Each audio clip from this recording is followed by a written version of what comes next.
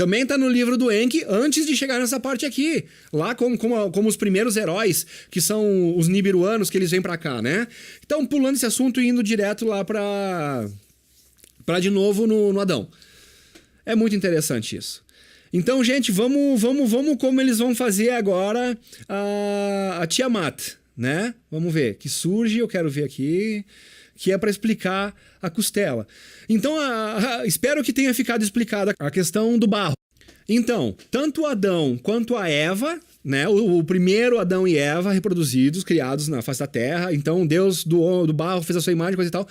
Então, é isso aí. Nós temos o casal, né? Agora vai vir a história da costela. Quando esse casal, Adão e Eva, eles estavam mais... O primeiro Adão e Eva, Adamos e Tiamat. Quando eles estavam, né, em idade reprodutiva, que já poderiam emparelhar-se... Quando eles usam o termo emparelhar-se, é no nosso termo aqui transar mesmo, entendeu? A reprodução, aquela gostosa de fazer, boa de fazer, nem sempre tão boa de assumir o filho, mas enfim, a gente brinca um pouco, vamos adiante. Então assim, ó, eles conseguiam copular. Entendeu? Eles copulavam. E eles também tinham uma noção de que eles eram diferentes. Eu tô falando de Adamos e Tiamat. Eles tinham uma noção de que eles eram diferentes das bestas a qual eles tinham evoluído, que eram, na verdade, os seus antepassados. Então, para se diferenciar dos que, provavelmente, já falamos sobre isso antes, consideramos que são hoje os pé grande, né? Que é aquele meio caminho entre os Anunnaki e tal, eles já começaram a se vestir. Entendeu? Então aqui eu vou dar uma pequena entrada na questão da expulsão do paraíso, porque a expulsão do paraíso, a expulsão do jardim do Éden, ela vem antes da questão da costela. Então eu ia pular essa parte. Então bem rapidinho assim, ó. O que acontece? O Enlil, que estava antes desse processo todo, era aquele que discordava, que é o irmão do Enki, que ele não queria que isso acontecesse, que isso fosse feito, que eles estariam brincando de Deus, não sei o quê.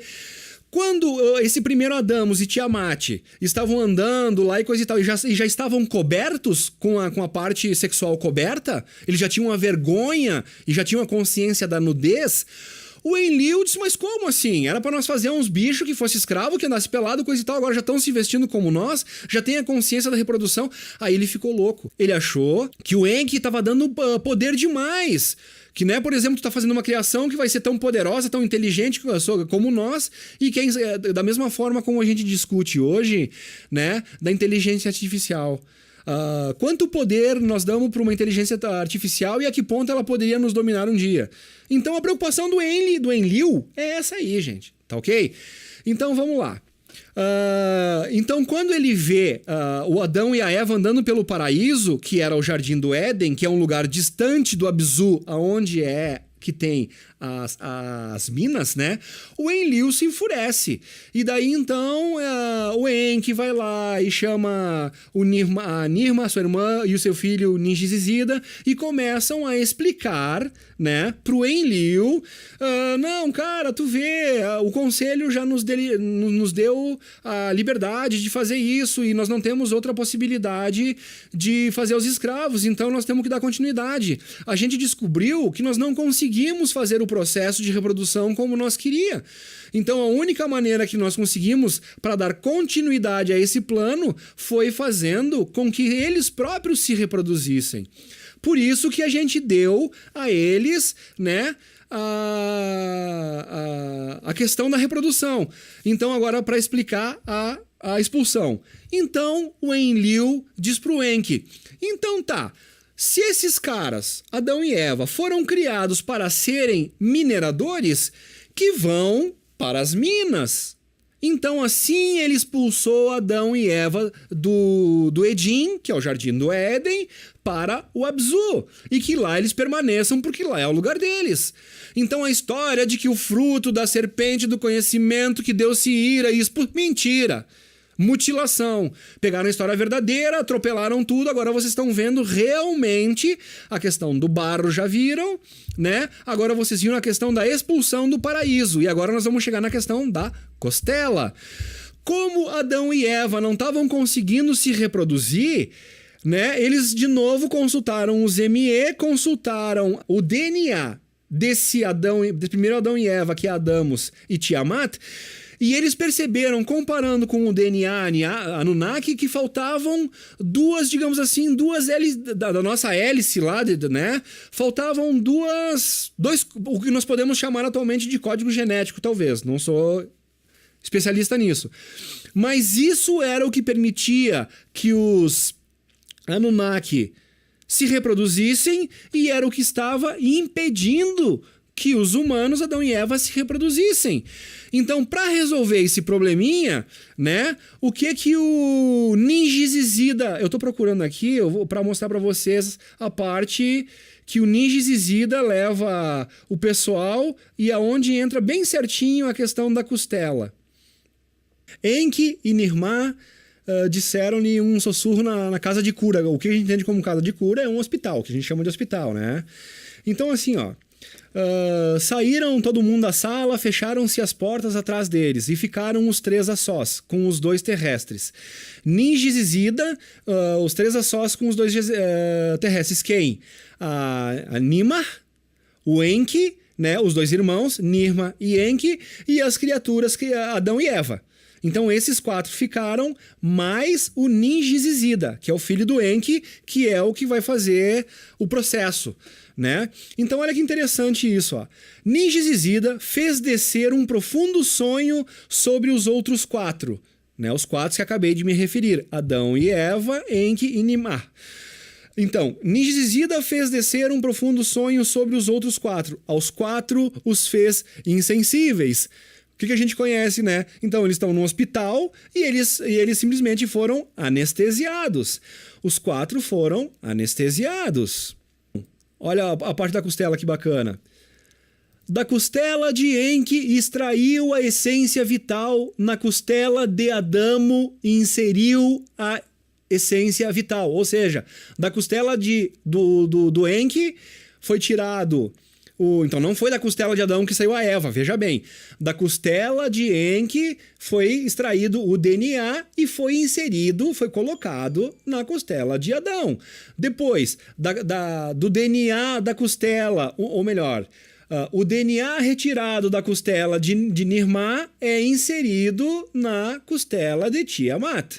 Então, no livro, como está aqui, da costela de Nirmá extraiu a essência vital, vírgula, na costela de Tiamat inseriu a essência vital. Então, aí é a parte da costela, essa essência vital que faltava tanto no Adão quanto na Eva e que foram colocados, foram adicionados através de uma inseminação artificial genética, né? Então eram justamente os dois genes responsáveis pela reprodução. Então é só depois dessa questão que a gente acabou de mostrar agora é que a Eva fica grávida, a primeira Eva que a gente chama de Tiamat, entendeu?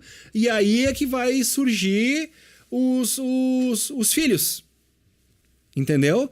Mas essa Tiamat, lembra que ela ainda não é a Eva. A Eva perfeita vai sair depois, porque eles, digamos assim, é o melhor resultado que eles têm até agora, mas ainda não é o resultado ideal. Então agora nós vamos ter um pequeno processo entre o Adão e Eva, que são esses que vocês conheceram agora, que foram expulsos do paraíso, e vocês entenderam a questão da costela, e agora a gente vai pular lá pro Adapa e pra Titi, né? Como surgiu o Adapa e a Titi? Ok, eu vou dar uma pincelada bem rápida sobre isso, por causa que isso já vem na tabuleta 7 ou 8, tá? E aqui a gente está encerrando a tabuleta 6. Então, o que eu queria falar foi falado, foi explicado, que é a questão do barro, a questão, né, da expulsão do paraíso e a questão da costela.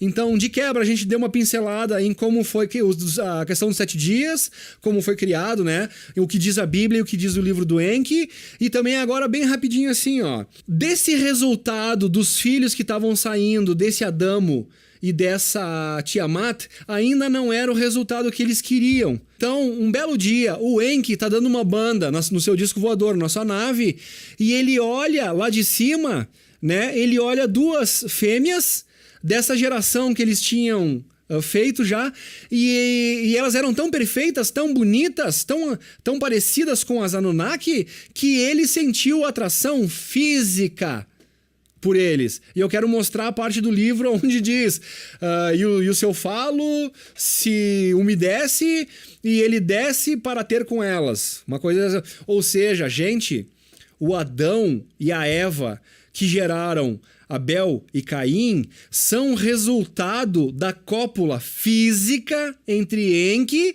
e duas de suas, digamos assim, filhas evoluídas das experiências genéticas lá que surgiram dos Homo erectus.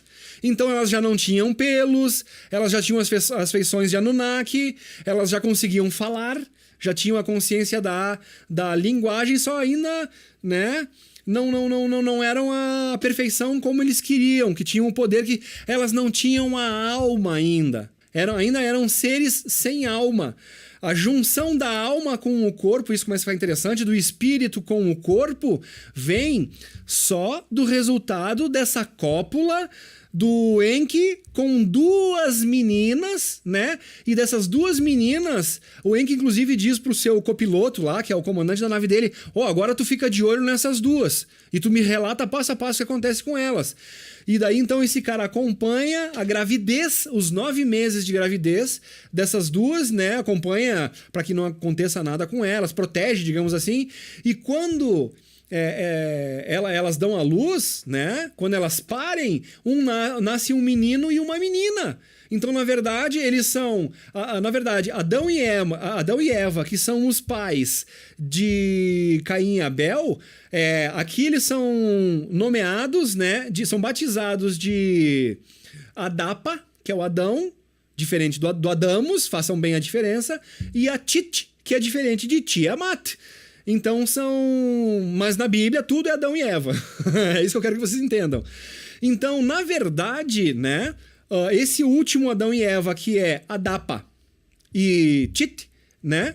Eles são filhos. O pai biológico deles é o Enki, e de mães diferentes. Então, eles são meio irmãos, de mães diferentes, mas do mesmo pai.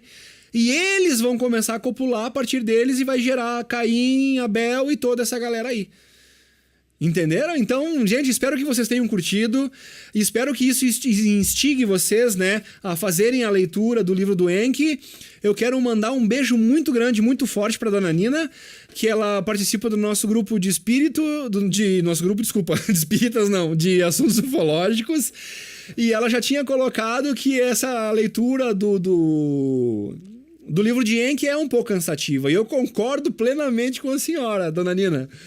Mas a verdade é que para mim é tão estimulante, tão interessante, tão curioso o negócio que eu acabei lendo o livro todo. Então o que eu posso fazer, já que eu li várias vezes o livro, é tentar colocar numa linguagem mais compreensível, mais fácil, para que a gente possa ir, né, popularizando e desvendando o livro de Enki. Então um beijo a todos, esse foi mais um programa do Academia Olímpia. Fiquem com Deus. Deus, me refiro ao Pai de todo o princípio, ao Criador verdadeiro de todo o universo.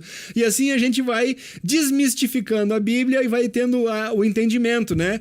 Isso vai gerar uma nova conceituação um novo conceito, melhor dizendo, sobre a questão da palavra Deus, sobre deidade. Ok, gente? Então, até a próxima.